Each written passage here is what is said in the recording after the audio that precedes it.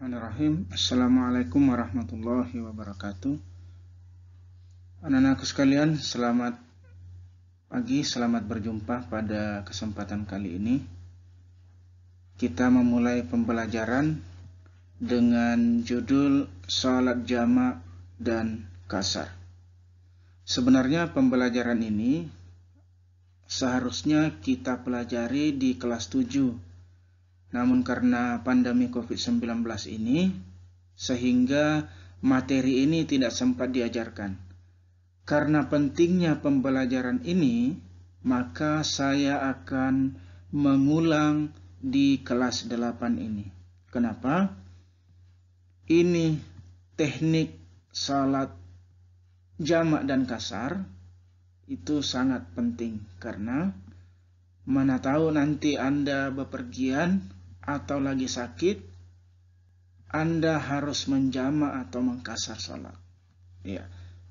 Kita lanjut.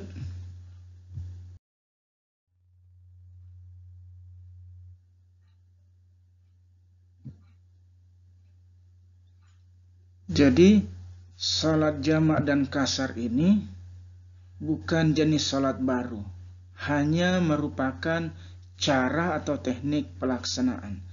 Jadi yang dibahas di sini adalah salat 5 waktu juga. Cuma teknik atau cara pelaksanaannya bisa dijamak, bisa dikasar. Selanjutnya, hukum salat jamak dan kasar ini adalah mubah. Apa itu mubah? Mubah itu boleh. Nah, kemudian sifatnya adalah ruksah. Apa itu ruksah? Ruksah adalah keringanan. Iya.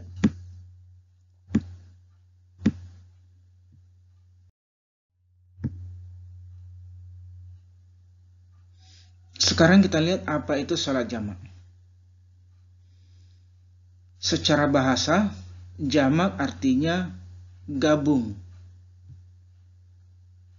Jadi, salat jamak itu menggabungkan 2 waktu salat dan dikerjakan dalam 1 waktu.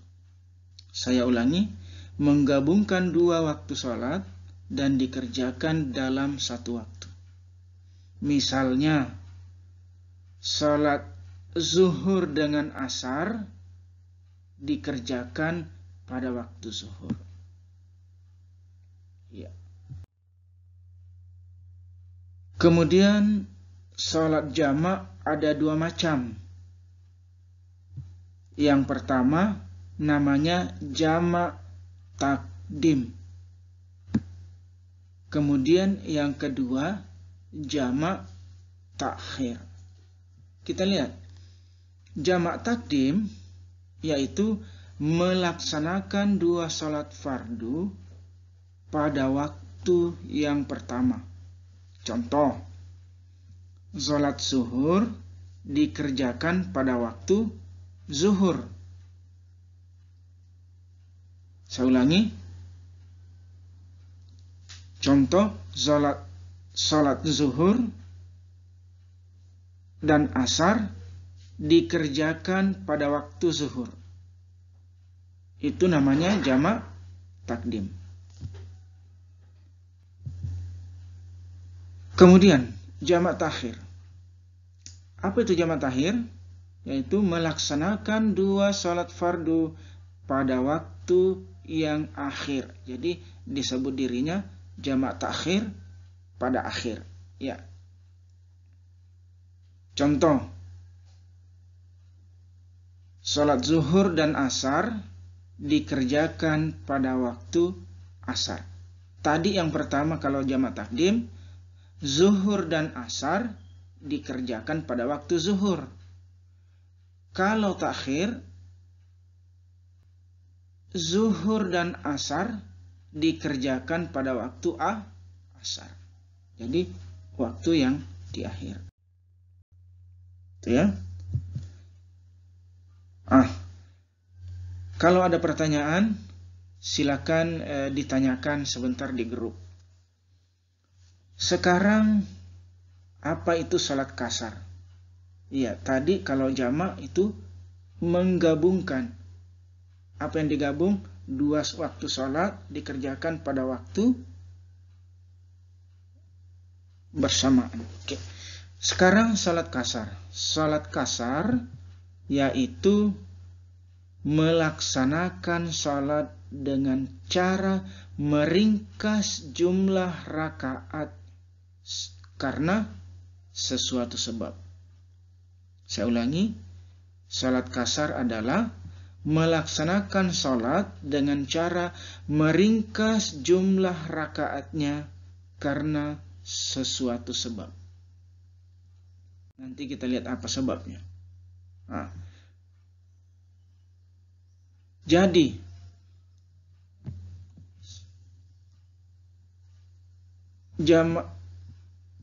saya ulangi.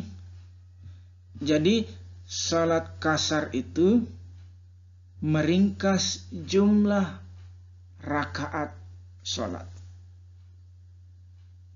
Misalnya salat yang rakaatnya 4 diringkas menjadi 2. Bisakah begitu? Bisa. Ini tadi namanya keringanan atau ruksa. Lalu, bagaimana kalau sholat maghrib yang 3 rakaat? Apakah bisa dikasar, dikurangi? Ayo. Lalu kalau dikurangi berapa jadinya? Nah, yang boleh dikasar adalah sholat yang jumlah rakaatnya 4. Kalau 3 tidak boleh, apalagi 2. Oke. Jadi kita lanjut hikmah sholat jamak dan kasar. Hikmahnya yaitu kita diajarkan bahwa tidak ada alasan untuk tidak sholat. Kenapa? Dikasih keringanan. Kalau misalnya mau bepergian, silakan dijamak. Kalau misalnya sakit, tidak bisa berdiri lama, silakan dikasar. Dikasar itu dikurangi. Boleh. Artinya tidak ada alasan untuk tidak sholat. Nah, yang meninggalkan sholat tanpa alasan, hati-hati. Oke, lanjut.